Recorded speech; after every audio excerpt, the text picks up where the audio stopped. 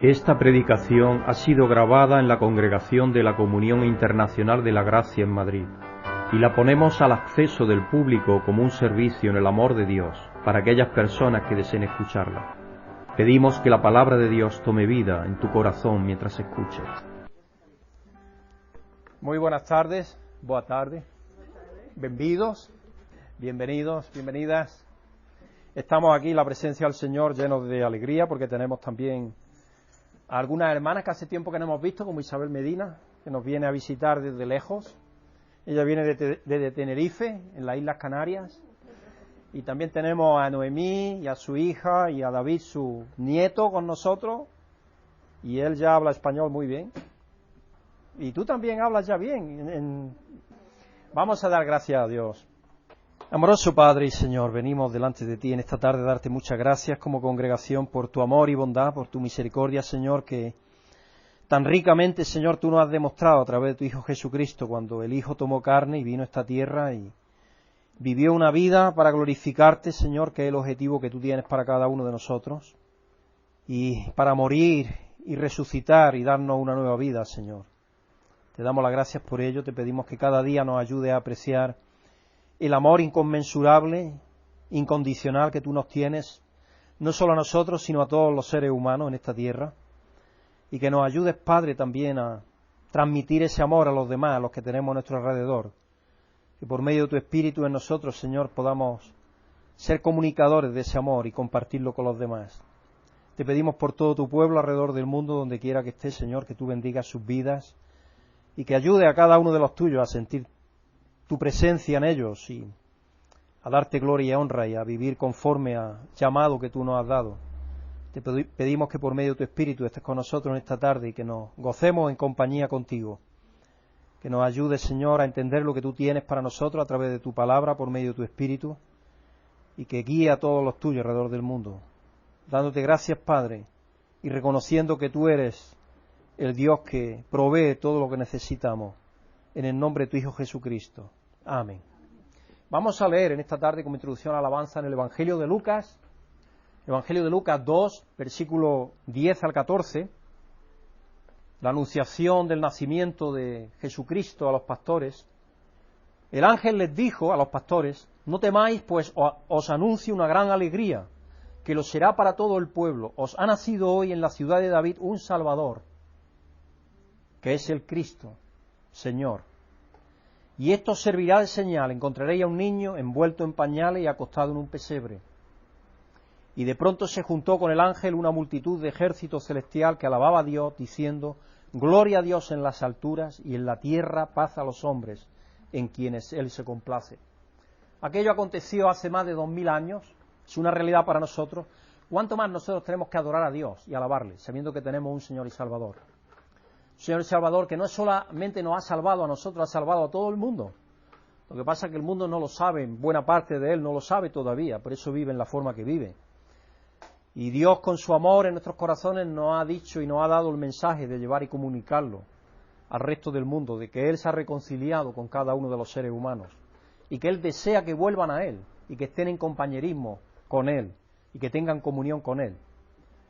Y fruto de conocer eso es cuando viene el cambio en nuestras vidas, ese nacer de nuevo, nacer de lo alto, y el morar del Espíritu en una forma activa en cada uno de nosotros. Así que vamos a alabar a Dios en esta tarde, con todo nuestro ser.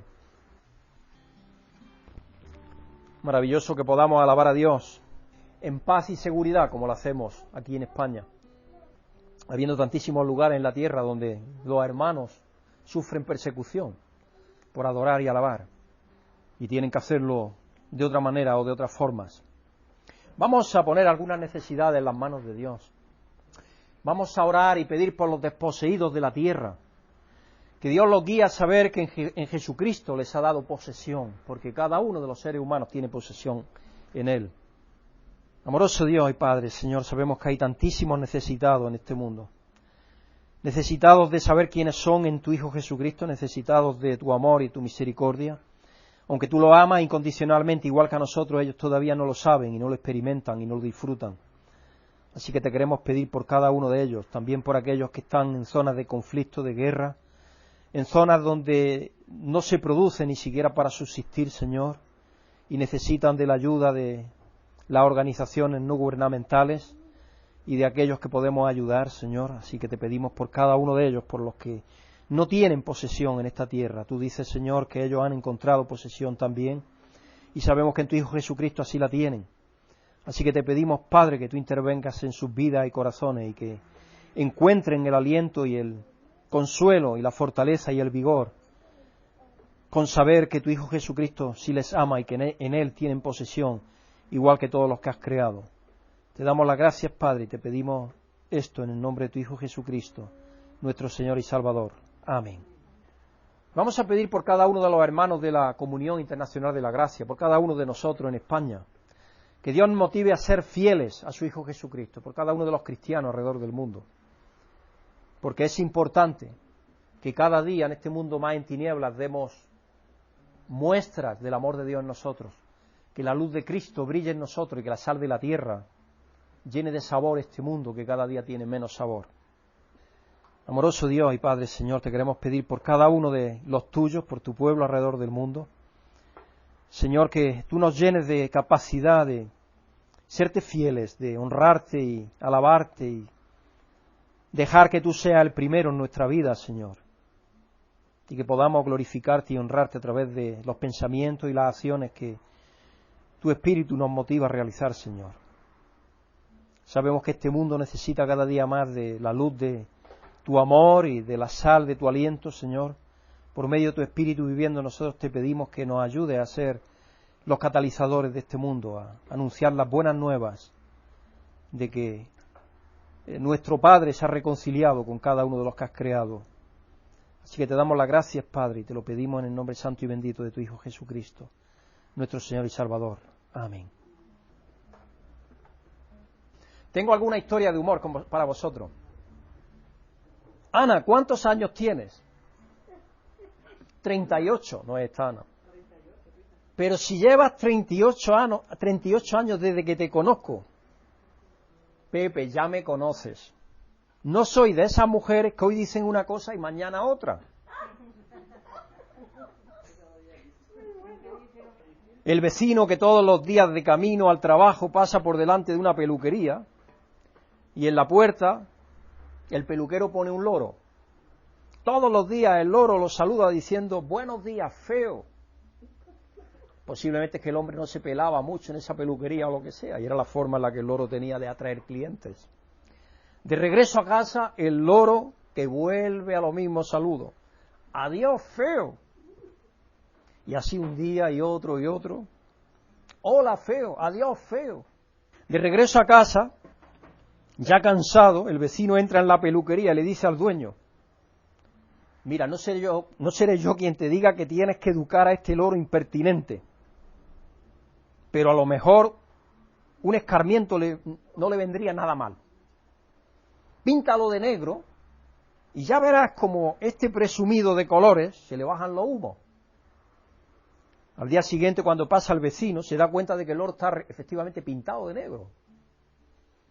Completamente. A su paso el loro no dice nada, ni pío. Orgulloso el vecino dice, ¿tú ves? Para algo le ha servido el escarmiento.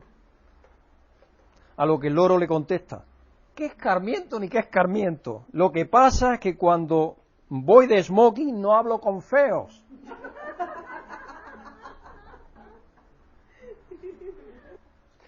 Si la tenía preparada de todas maneras. En este segundo mensaje de esta tarde que vamos a estar compartiendo de la palabra de Dios en preparación de la celebración de la encarnación del Hijo de Dios, tiene como título La renuncia propia del Hijo de Dios.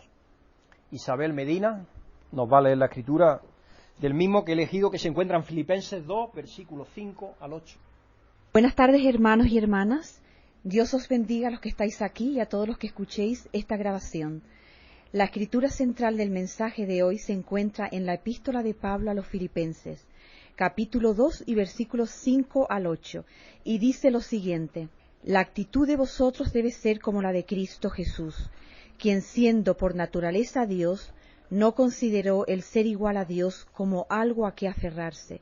Por el contrario, se rebajó, voluntariamente tomando la naturaleza de siervo y haciéndose semejante a los seres humanos, y al manifestarse como hombre se humilló a sí mismo y se hizo obediente hasta la cruz y muerte de cruz. Muchas gracias, Isabel. ¿Has escuchado alguna vez incluso algún predicador presentar a Dios como si fuera un ser bicéfalo, como si fuera un esquizofrénico? Presentando a Dios Padre estando airado, mandando al Hijo a venir a la tierra para aplacar su ira con su sacrificio. Este problema surge de un pobre conocimiento teológico de la naturaleza de Dios. Dios es un único ser que es Padre, Hijo y Espíritu Santo, en relación e interpenetración de amor eterna. Eternamente está fluyendo el amor dentro de Dios, Padre, Dios, Hijo, Dios, Espíritu Santo, continua y eternamente. Entonces, solamente con esa idea tan básica, ya no hay cabida para esta idea. Yo digo que yo he escuchado más de una predicación con ese criterio, errado, sin duda, por no tener una suficiencia teológica en el entendimiento de la naturaleza de Dios. Hoy vamos a ver lo que significó la encarnación, y que la entrega del Hijo de Dios fue voluntaria, y la expresión del amor de Dios, Padre, Hijo y Espíritu Santo. Es decir, cuando Dios sufre, sufre Dios, Padre, Hijo y Espíritu Santo. Porque de otra manera, el entendimiento que tenemos es errado. Creemos que Dios son partes. Dios no es parte, Dios es un solo ser.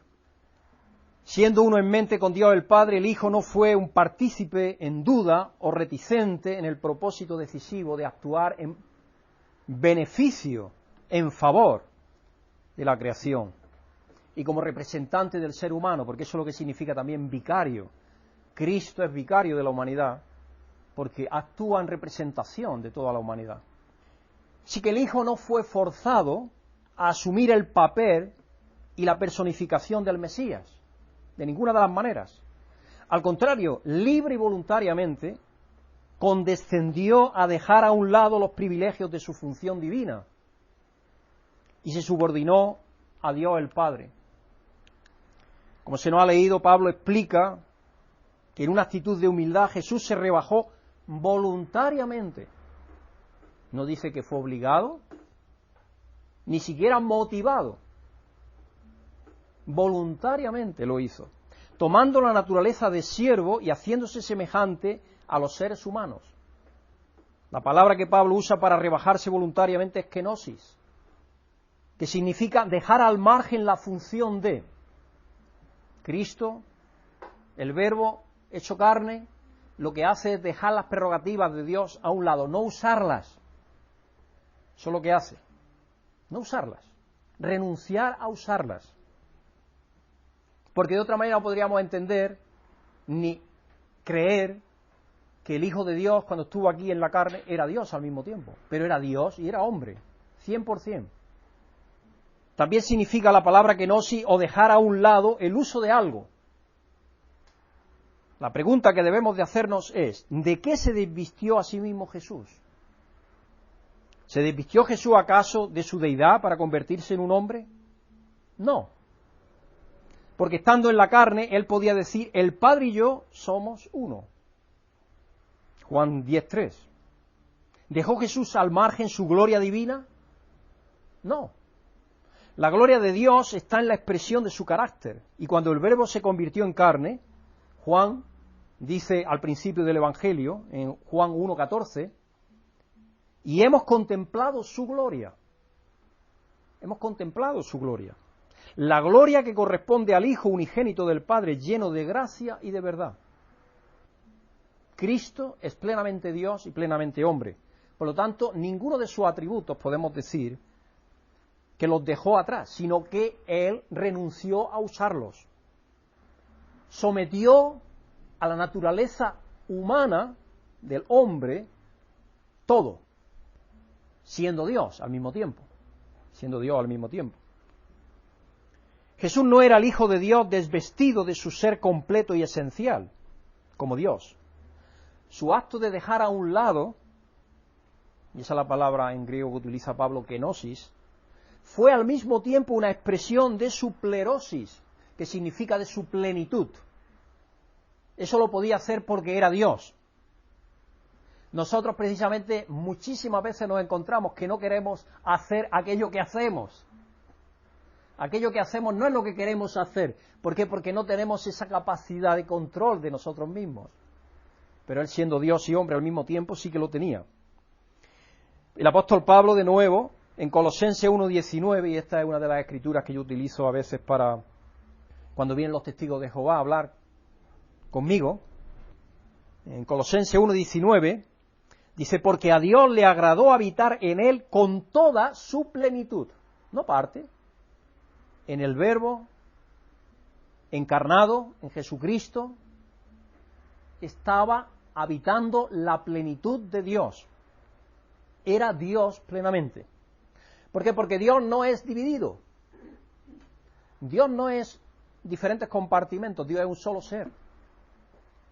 Ahora tiene dos naturalezas, eso sí, la del hombre en Jesucristo y la divina, que también tenía Jesucristo, por cierto, sin ninguna duda.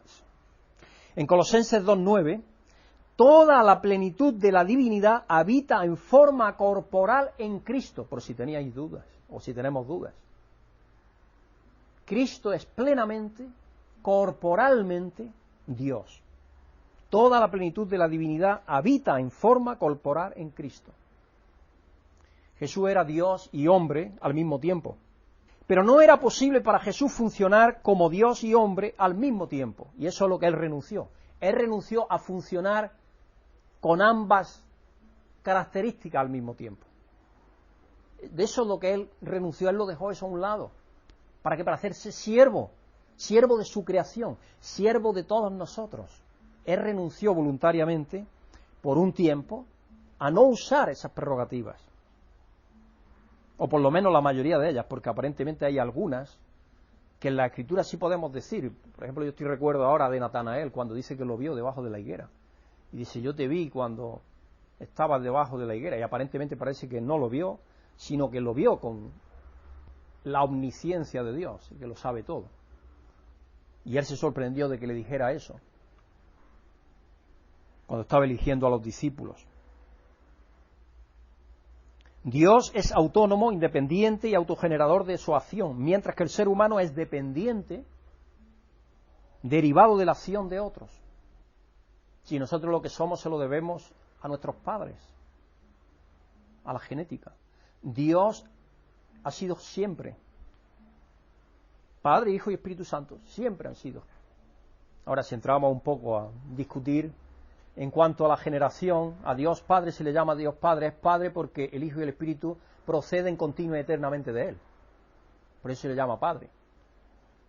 Y Hijo porque está continua y eternamente generado del Padre. Y el Espíritu procede del Padre y del Hijo. Por eso son diferentes personas, pero el mismo ser. Y sabéis que este año tomé la iniciativa de hablar un poco más de teología en esta preparación de la celebración de la Encarnación, porque creo que es necesario. Creo que es un tema que no se toca mucho en las iglesias, desgraciadamente. Y como digo, incluso escucho a veces predicadores predicar errores teológicos que llevan a tener conceptos del creyente de Dios muy desviados de lo que en realidad Dios es. El Hijo Divino de Dios no se desvistió a sí mismo de ser Dios, sino que hizo a un lado el ejercicio independiente de su función divina, para funcionar completamente, dependientemente y derivativamente como hombre. Él dijo, no, esto lo voy a dejar a un lado, para por 33 años y medio ser un siervo, servir a mi creación, entregarme por ella. Jesús voluntaria y libremente asumió la dependencia y la humanidad del siervo para servir a las necesidades de la humanidad. Isaías profetizó que el Mesías sería un siervo que sufriría. Y por eso es que uno se sorprende que el pueblo de Israel no entendiera cuando él llegó. En Isaías 52:13, porque ellos leían estas partes de las Escrituras. Miren, mi siervo triunfará, será exaltado, levantado y muy enaltecido. Referidas al Mesías. Y en el siguiente capítulo 53, versículo 11, después de su sufrimiento, refiriéndose a la pasión y muerte de Jesucristo, Después de su sufrimiento verá la luz y quedará satisfecho. Por su conocimiento mi siervo justo justificará a muchos y cargará con las iniquidades de ellos. Entonces Él se hizo siervo voluntariamente por cada uno de nosotros. Así que habiendo consentido voluntariamente convertirse en Dios hombre, Jesús reconoció que su función como Dios era derivada de la receptividad de las obras de Dios. Es decir, todo lo que Él hacía, lo hacía a través del Padre. El Padre, Él era vehículo de la acción de Dios Padre. ¿Por qué? Porque era siervo en las funciones divinas. Juan 5, verso 19. Entonces Jesús afirmó: ciertamente le aseguro que el Hijo no puede hacer nada por su propia cuenta. No puede porque estaba autolimitado él mismo se había autolimitado. Sino solamente lo que ve que su Padre hace, porque cualquier cosa que hace el Padre la hace también el Hijo. Versículo 30. Yo no puedo hacer nada por mi propia cuenta. Juzgo solo según lo que oigo, y mi juicio es justo, pues no busco hacer mi propia voluntad, sino cumplir la voluntad del que me envió. Él voluntariamente sometió no solamente los atributos divinos, sino también su propia voluntad humana a la voluntad de Dios Padre, para someterse fielmente a Dios. Por eso es que Pablo habla, no sé si hoy trataremos esa escritura, pero yo lo he repetido varias veces, porque con respecto a eso también hay un poco de confusión. Somos salvos por la fe de Jesucristo. Jesucristo es el que fue fiel a Dios, y por eso somos salvos. Nosotros tenemos fe en que Jesucristo fue fiel a Dios, en que Él es nuestro Salvador.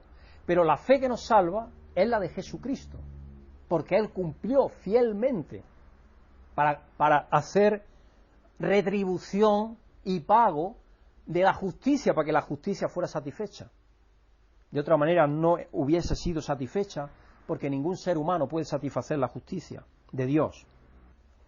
En Juan 12, verso 49, yo no he hablado por mi propia cuenta, el Padre que me envió me ordenó qué decir y cómo decirlo. Él, cuando entra en el mundo, había dejado la divinidad, los atributos de la divinidad sin usar. Voluntariamente esto no lo uso. Y entonces somete absolutamente su voluntad y todo su ser a Dios Padre. En Juan 14:10, esto es lo que le contestó a Tomás, creo: ¿acaso no crees que yo estoy en el Padre y que el Padre está en mí?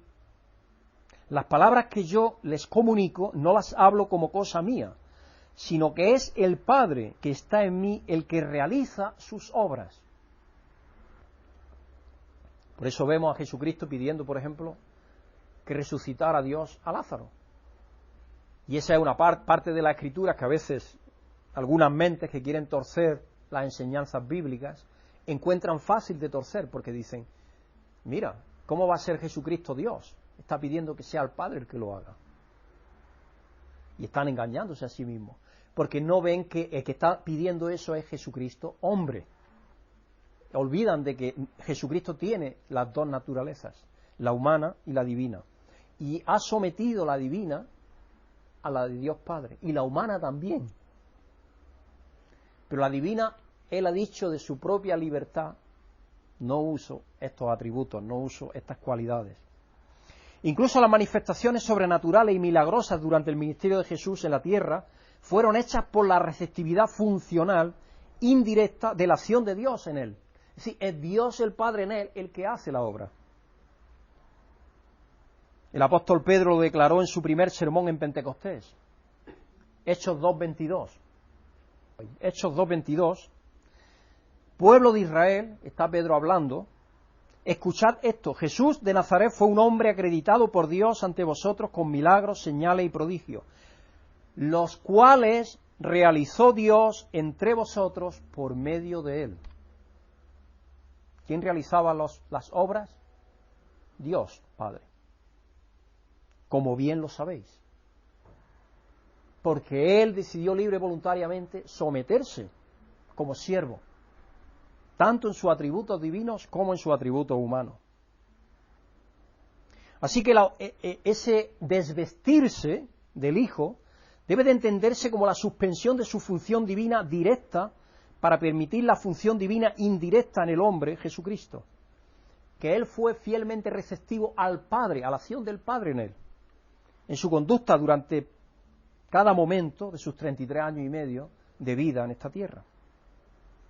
El apóstol Juan inició su evangelio no con los detalles del nacimiento físico de Jesús, como lo hacen los evangelios sinópticos, sino con la explicación teológica de que Dios, el Verbo, se hizo carne y habitó entre nosotros. Aquel que era por naturaleza Dios se hizo semejante a los seres humanos. En Filipenses 2, 7, 8. Participó de sangre y carne, dice en Hebreos 2:14. Y habitó, literalmente puso su tabernáculo, estableció su tienda entre nosotros. Juan 1:14. Si cuando Juan utiliza esas expresiones, o el libro de Hebreos, o en Filipenses el apóstol Pablo utiliza esas expresiones, lo que está dando a conocer es que el Verbo decidió voluntariamente y libremente tomar la condición de ser humano siervo. De ser humano siervo. ¿Cómo pudo llevarse a cabo eso? Ya que los atributos de Dios, los atributos de la divinidad y de la humanidad parecen ser incompatibles. Tenemos que admitir que es naturalmente inexplicable, porque tal unión de Dios y hombre crea antinomias paradójicas que están más allá de la comprensión humana. Por eso es que hablamos de un milagro, al mismo tiempo un misterio. La encarnación del Hijo de Dios es un gran misterio. Es tremendo misterio. Por eso María reaccionó de la forma que lo hizo cuando el ángel la anunció. Vas a concebir, la sombra del Espíritu te cubrirá, y lo que nazca de tu entraña será llamado Hijo del Altísimo. Será llamado Cristo y Señor. Y ella dice, ¿cómo puede ser eso si yo no conozco a varón? Y entonces dice, lo que es imposible para el hombre es posible para Dios. Es posible para Dios. El Hijo de Dios se convirtió en Dios hombre, Jesucristo. No era un híbrido, ni un homogeneizado por la absorción de una de las formas de ser deidad o humanidad por la otra. Es decir, Jesucristo no era la deidad y al mismo tiempo de alguna manera había asumido parte de la humanidad, no. Era Dios al 100% y hombre al 100%. Su divinidad no empleó meramente su humanidad como contenedor o instrumento, ni su humanidad simple y conscientemente asumió el manto de su divinidad mesiánica. Es decir, no era una carátula. No podemos decir Cristo, porque también lo enseñan eso, de hecho algunas herejías surgieron así, cuando dicen que Cristo en realidad no era hombre, y que por lo tanto no murió. Y enseñaban eso. Y esa herejía se extendió. Y de hecho parte de lo que pone el Evangelio está explicando algo de eso también, de que enseñarían que Cristo no resucitó. La suya fue una unión genuina y substancial de lo divino y lo humano en una persona real. Y es un milagro. Es un milagro. Es un milagro de Dios. Es el único que se ha dado. Esa unión la describen los teólogos como homoousios, una unión hipostática. En el siglo IV ya los grandes teólogos encarnacionalistas, como Irineo, que murió en el 202 después de Cristo, discípulo de Policarpo, que a su vez fue discípulo de Polícrates, discípulo de Juan, Atanasio, que murió en el 373 después de Cristo, Gregorio de Nazancia, murió en el 389 después de Cristo, ya usaban esa expresión para describir la unión hipostática de Dios y hombre al mismo tiempo. Y luego, claro, ellos teológicamente explican que si eso no hubiese sido así, y Dios, Cristo, no hubiese sido plenamente Dios y plenamente hombre, no hubiera podido hacer lo que hizo por nosotros. Porque aquello que no es asumido, dijeron ellos, una frase, aquello que no es asumido no es sanado. Si Cristo no hubiese sido plenamente un ser humano, no nos podría haber sanado de nuestra enfermedad, del pecado. Karl Barth y sus estudiantes, incluyendo a los tres hermanos Thomas Torrance, Jabin Torrance y David Torrance y sus estudiantes, En el siglo XXI, Ray Anderson, Elmer Collier, Michael Jenkins, Sebastian Kruger, Alan Torrance, Trevor Hart y el extinto Colin Guston afirmaron que la unión de Dios y hombre en Jesucristo debe ser interpretada inclusivamente, explicando que el Verbo Divino asumió toda la humanidad, incluso hasta el punto de que Él absorbió en sí mismo a toda la humanidad. Por eso es que Él de alguna manera dejó ahí esa escritura que yo menciono tantas veces. Porque claro, a veces pensamos, los teólogos lo que dicen es cosa de su invención, pero no, está basado en la Biblia. Los buenos teólogos hay de todos también, cuidado. Pero la Escritura, Dios nos dejó, inspirado por el Espíritu Santo, a Juan, que nos explica esta realidad. En Juan 12, verso 32. Juan 12, verso 32. Ahí se ve la inclusión del ser humano en Jesucristo. Jesucristo asumió toda nuestra naturaleza humana para poder morir en nuestro lugar. Estas son palabras de nuestro Señor Jesucristo. Pero yo, cuando sea levantado de la tierra, atraeré a todos a mí mismo. A todos. No dejaré a nadie. La sangre del Cordero lavó a toda la creación. Y nos dice el apóstol Pablo que la propia creación aguarda la restauración. Cristo ya pagó para que fuera sanada, limpiada, restaurada. Todavía no está porque está sometida, dice aquel que la sometió a esta situación que hay todavía. En tal unión eterna de Dios y hombre, la humanidad de Jesús permanece en Él para siempre. Hoy, en la esfera divina, el Hijo tiene incorporada la humanidad glorificada. De ahí la eficacia reconciliadora universal del sacrificio de Cristo.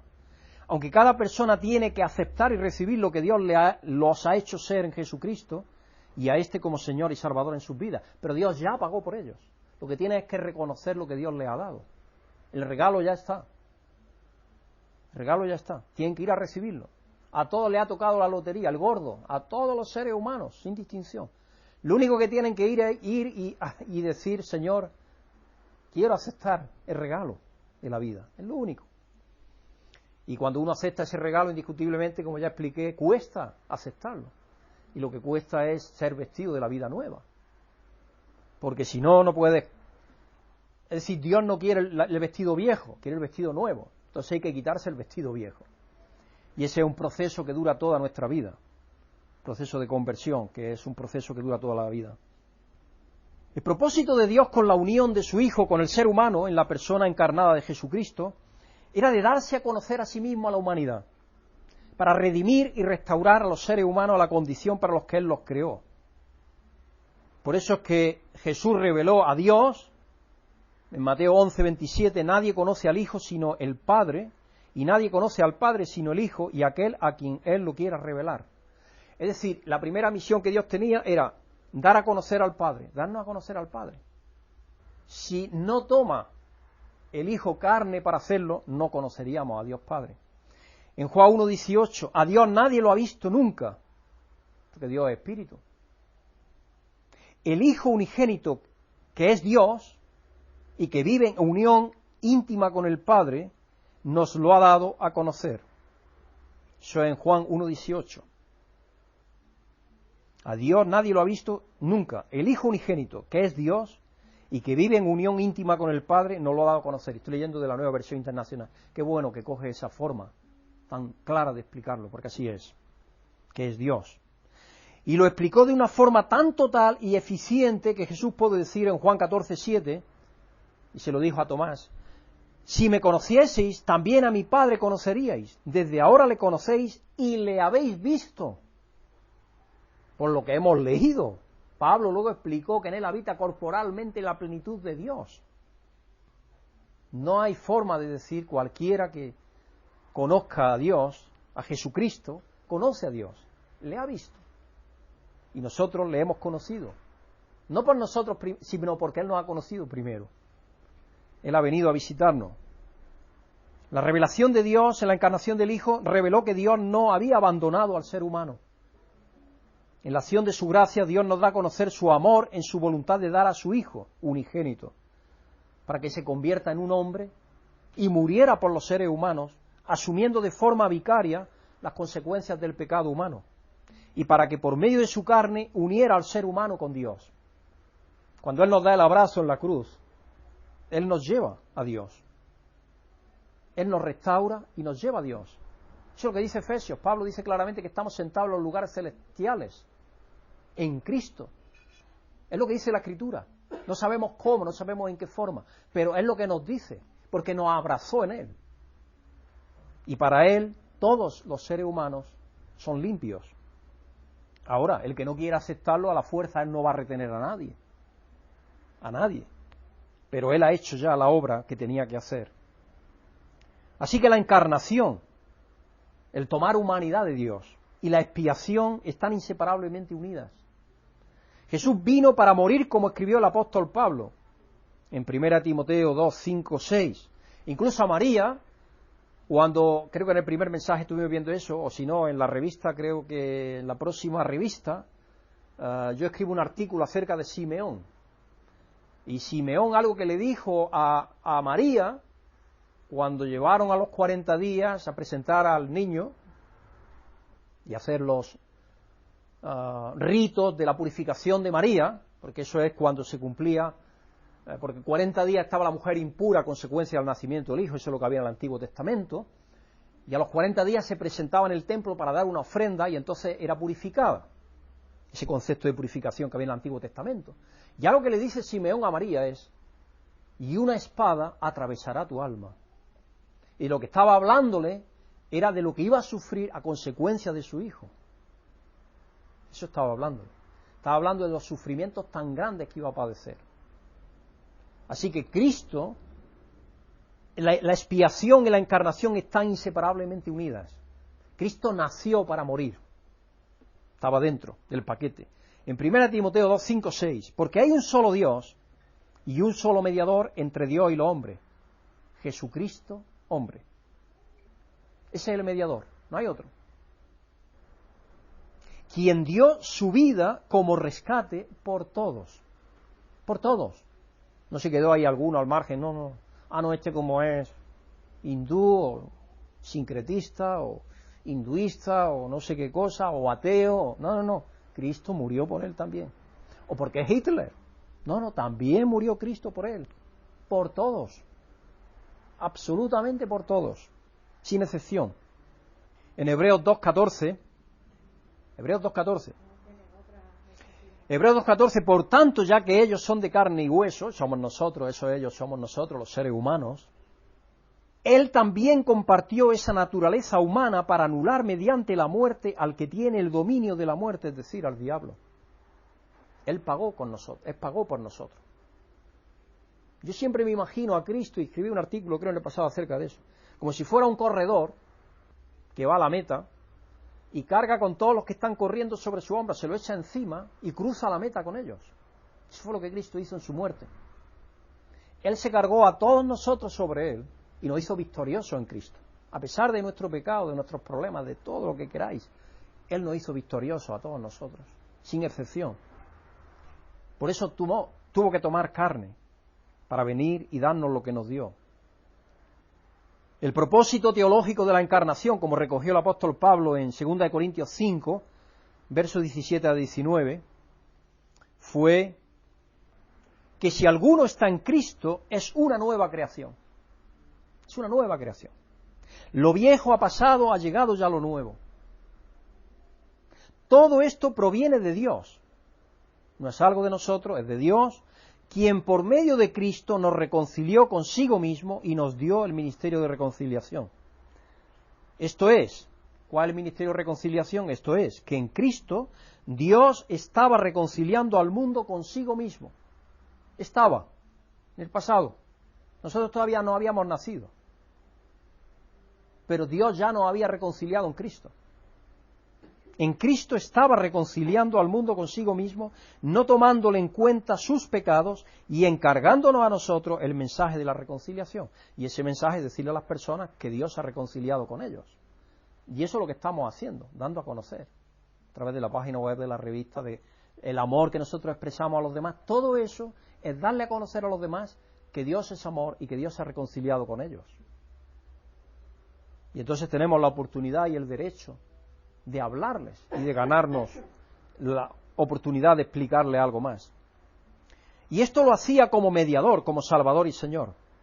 Como vimos la semana pasada, Dios quería restaurar al ser humano para el propósito por el que lo creó, haciéndolo una nueva creación por el Verbo hecho carne, que investiría su vida en él, para que éste la expresara por medio del nuevo ser, conforme a la imagen de su Hijo, para la gloria de Dios. Dios nos llenó de su Hijo para que en nosotros Él recibiera aquello para lo que nos creó. Si nos remontamos a Génesis 1, 26, 27, fuimos creados a la imagen y semejanza de Dios. Pablo nos dice que fuimos creados para dar gloria a Dios. Y ese es el propósito, pero en nuestra condición humana natural no podemos dar gloria a Dios. Entonces, Dios nos viste de Él para que podamos hacerlo. Por eso es que viene a morar en nosotros. Por eso no es nada de nosotros, es todo de Él, es todo de Dios. Todo, absolutamente todo. Nosotros lo único que hacemos es morir al viejo hombre para que Él nos llene del nuevo. Y eso es lo que cuesta seguir a Cristo. Dejar atrás el viejo ser. Pero todo lo hace Él. No había otra forma de efectuar y mantener la justicia divina, excepto que dio hombre, uno que fuese hombre capaz de experimentar las consecuencias de la muerte, y uno que fuese Dios, capaz de perdonar pecados, asumiera la conjunción de la deidad y la humanidad en una misma persona, para redimir, sanar y restaurar la raza humana. Y eso es lo que Cristo hizo. Cristo se echó encima a toda la humanidad, era Dios, por lo tanto podía perdonar a todos los pecados, por eso es que su muerte pagó por todos, porque de otra manera pensaríamos que era un hombre. Si es un hombre, entonces no pagó. El que murió era Dios y hombre al mismo tiempo. Y por eso es que como Dios podía perdonar los pecados. Y esa fue una de las cosas que le dijeron allí los escribas y los fariseos. ¿Cómo es que perdonas pecados? Y lo querían apedrear. Vete, tus pecados son perdonados. ¿Cómo es que tú perdonas pecados? Si supieses quién yo soy, dijo. Claro. Vuestros estaríais perdonados también, los pecados vuestros no permanecerían en vosotros, le dijo. Pero no sabían quién era. Nosotros sí lo sabemos, gloria a Dios. Pero estos mismos aspectos de la revelación propia de Dios y de la entrega libre y voluntaria en el Hijo son al mismo tiempo la piedra de tropiezo y la ofensa que el ser humano natural tiene hacia la encarnación y la crucifixión de Jesucristo. Un bebé inocuo en un pesebre, con ángeles etéreos, pastores, idílicos, unos sabios preguntando, ¿eso puede tolerarlo? Como alguna suerte de superstición el ser humano natural. La muerte de un mártir en una cruz romana puede sorprenderse y acomodarse por el razonamiento natural. Pero son las implicaciones teológicas, lo que eso significa, ¿quién era él? ¿Quién era él?